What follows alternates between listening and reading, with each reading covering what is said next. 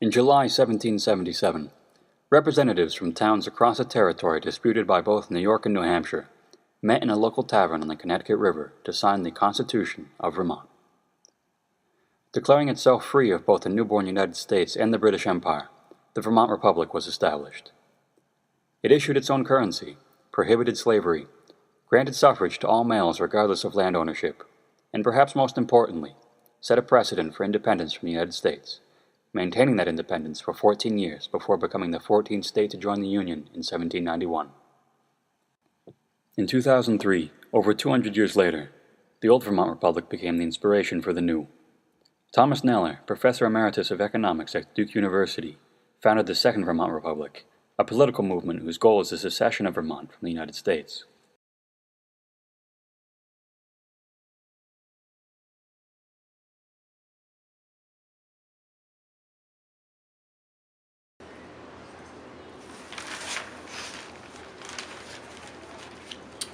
Should Vermont secede from the Union? Hi, I'm Chris Zeff. In the next 20 minutes, I'll walk you through all the arguments in favor of secession, and I'll also introduce you to some of the key players involved in the movement today. So let's get started.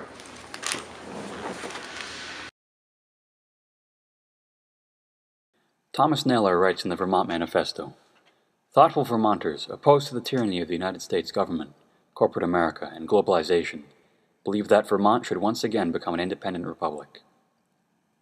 Among the concerns found in the book are the debilitating effects of big government and big business, the over-centralization of the federal government, and the government's loss of moral authority due to its foreign policy and the overwhelming influence of corporations.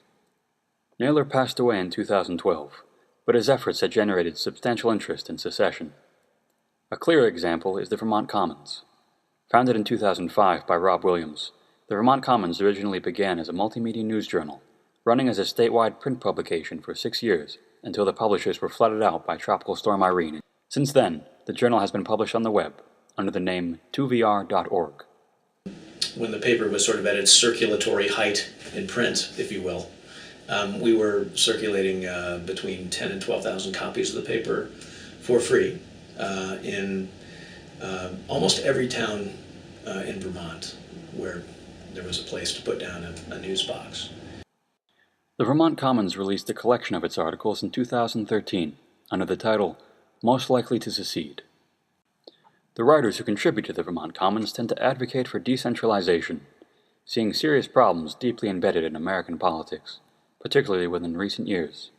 My job is to just keep putting these issues in front of people in the most coherent way that I can, with the best voices I can find, and to just repeatedly ask people to reconsider their assumptions about the nation that they live in, to open their eyes and see how our absolutely lawless imperialism is trampling over the rights of so many people in the world and impoverishing people right here in our own country.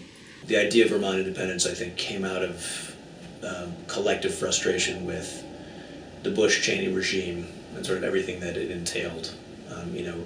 Aggressive expansion of the military-industrial complex, invading and occupying other countries, the collapse of our electoral, the integrity of our electoral system nationally, the USA Patriot Act.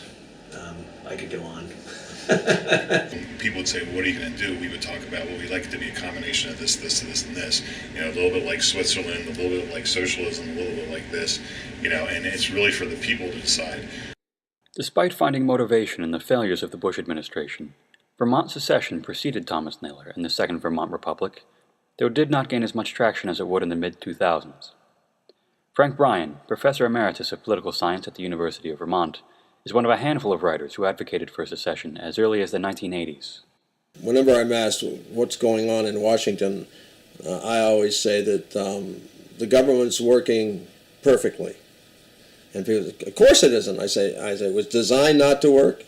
It's not working. It's working as it was designed to. Well, I don't think there's much wrong with that if the national government governed national stuff. But the problem is that we're getting public policy designed for human scale forced on us from above. In his book Out, the Vermont Secession book, which he co-authored with Bill Mayers in 1989, Bryan argues that the U.S. government has overstepped its bounds, particularly within its own borders. Welfare, for instance. I think the national government does a horrible job. The war on poverty didn't work, couldn't work, terrible failure. Thomas Naylor and the Vermont Commons writers echo these sentiments, though their emphasis is on the influence of corporations in American politics, as well as the government's foreign policy. Vermont is sort of a part of that larger kind of national imperial conversation. The waging of wars overseas, I mean, per capita, Vermont has suffered more casualties, in the Iraq War and many in the Afghanistan War than any other state in the country. And we don't really have a say as Vermonters in whether or not we, wish to send our National Guard troops over to fight in these foreign wars, which I don't think was the intent of the National Guard when it was created. One of the central critiques made by the Vermont secessionists against the United States is that of power and size. The federal government, they say, has gotten too big, while the political and economic landscape of the nation is dominated by corporations. Yo, Slick, supersize me. But you have these forces on both sides pushing down, and that's the force of size. So that I don't see much difference between big capitalism and big government, big business or big government. I just think they're both inherently undemocratic and sometimes anti-democratic. All the problems that are in our country are pretty much all because everything has gotten so big. I mean, when I was running for lieutenant governor, I said, we could solve a lot of things just by turning back the clock like 30 or 40 years to the way, people have always, go, oh, it was way better back then. But in reality, there were rules and regulations that governed the banks and Wall Street that kept them from doing the things that they've done, the greed. I think that the Tea Party movement and the Occupy Wall Street movement are both half right. I think the Tea Party complains about big government, and the Occupy Wall Street movement complains about big corporate power. And I think the problem is bigness. The problem is sort of the unholy alliance, the unholy marriage between big government and big corporate power. The self-aggrandizement of the federal government, secessionists argue, has negatively impacted the nation. Power has been taken out of the hands of the states and the people, who can no longer determine state and local issues. Instead, the federal government prescribes broad national solutions to localized problems. The efficacy of these solutions, then, is only partial and may cause more harm than good. Secessionists argue that the federal government no longer does what is best for Vermonters, instead protecting the interests of big business. Whatever's big and controlled by a few is so easily infiltrated by corporate influence and rational self-interest of a very few people.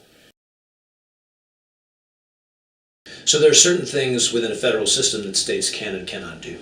And Vermont has always been sort of a petri dish for, experimentation. The kind of the single payer healthcare conversation comes to mind, for example.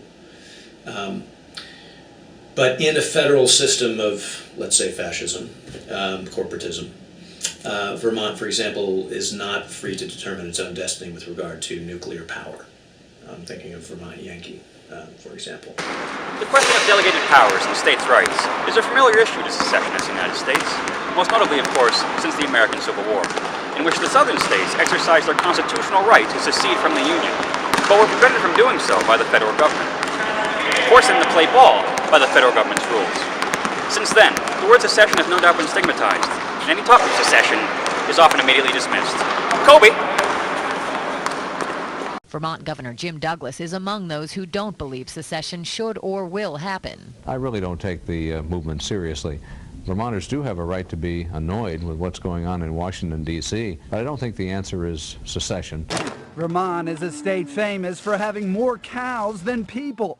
But now a growing number of Vermonters say they're having a cow about the direction the rest of the country is going. Despite the refusal of some to take the movement seriously, the Vermont secessionist movement has received support from a variety of sources. John Kenneth Galbraith, a well-known professor of economics at Harvard University, said of Vermont secession, I must assure you of my pleasure in and approval of the Second Vermont Republic. George F. Kennan, the one-time U.S. ambassador to the Soviet Union and political scientist, voiced similar support when he said, "All power to Vermont in its effort to distinguish itself from the USA as a whole, and to pursue in its own way the cultivation of its tradition. My enthusiasm for what you are trying to do remains undiminished."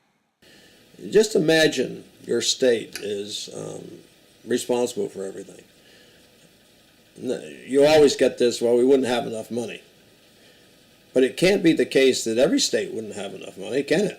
Or because that's all we have now is every state. You see what I mean? And sure, there'd be richer states and poorer states. And again, just for fun, we used to talk about the economics of Vermont after secession. And can you imagine? We'd be one of the richest states in the world, mainly because of the uniqueness. We'd get a half a century of bump from this. Why, progressives all the world over would come to Vermont to go skiing instead of Switzerland. Can you imagine? I mean, One of the main questions posed to the Vermont secession movement is its economic viability. Many question Vermont's ability to function on its own as an independent republic, with limited natural resources, a small population, and lack of industry. Secessionists argue that breaking with the United States will allow Vermont to use its money as it sees fit and operate its financial system as it is best suited for the state. An independent Vermont would not be an island. We would still have trade relations. We are in Vermont tied to a really corrupt what's the right word? Corrupt Wall Street sort of economic and financial culture, and I think we've been advocating for a public bank and local currency for a long time. I think that idea is beginning to get some traction in the legislature. Of course, it's a big threat to financial status quo interests. And people would say, well, what about the money, which was the big argument? Well, the government gives us so much money, and that was probably the biggest hang-up people had. Well, the government gives us money because we give them money. They give us the same amount back. We send, I want to say, $4 billion a year in taxes to the federal government, and then they send $4 billion back. The difference is we kind of have to ask for it, or their grants or this or that, and Leahy goes, and so we get it all back, but it's all kind of earmarked, for certain things. Well, if you didn't send them the $4 billion, and you said, okay, you collected the same amount to use as you wanted, you might use it differently. I'm sure you would. Well, you certainly wouldn't use half of it for defense. Secessionists also point out that there are a number of countries in the world with populations smaller than Vermont, who send representatives to the United Nations. Some of the world's richest countries are just as small in land area as Vermont, such as Qatar and Luxembourg. And there is no reason, they point out, that Vermont should have to be economically independent in a global economy. Whatever ground the movement had gained, much of it was lost in 2008 with the election of Barack Obama to the presidency. Slick, watch out for this crowd! Slick! Slick! Oh.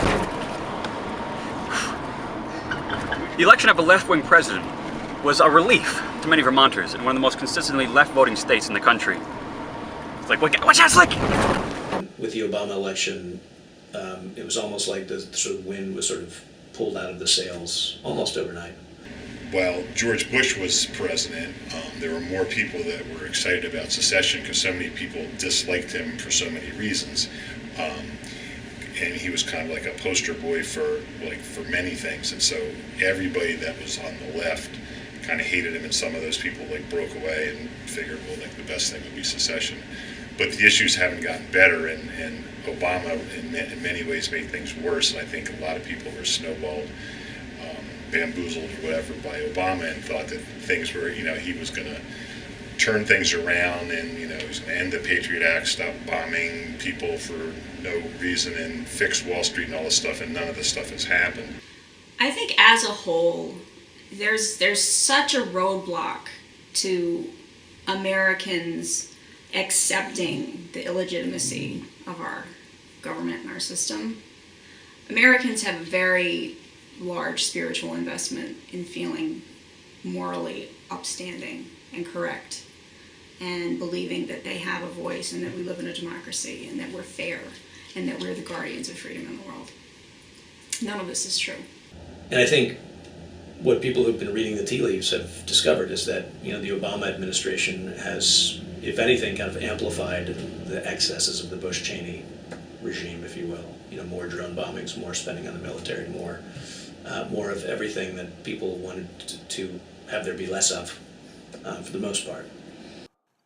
With diminished interest in secession after the election of Obama, the movement has faced an uphill battle in recent years, attempting to find more support for a radical idea in an environment of political complacency. In 2010, Pete Garritano ran for state office alongside a slew of independence-minded candidates. Garritano, running for lieutenant governor as an independent, received only 3.6% of the vote statewide, but he wasn't surprised at the result. People still believe there's only two choices. You got to vote either Republican or Democrat, so you have to pick one of those two. So if they're both bad, it's very tough. It's hard for people to come to grips with that. As a whole, I think that they did a great job in showcasing what Vermont independence could offer. And I think now, people in 2014, I think people are kind of waking up, realizing, oh, so the U.S. of empire kind of trundles on, with Obama at the helm.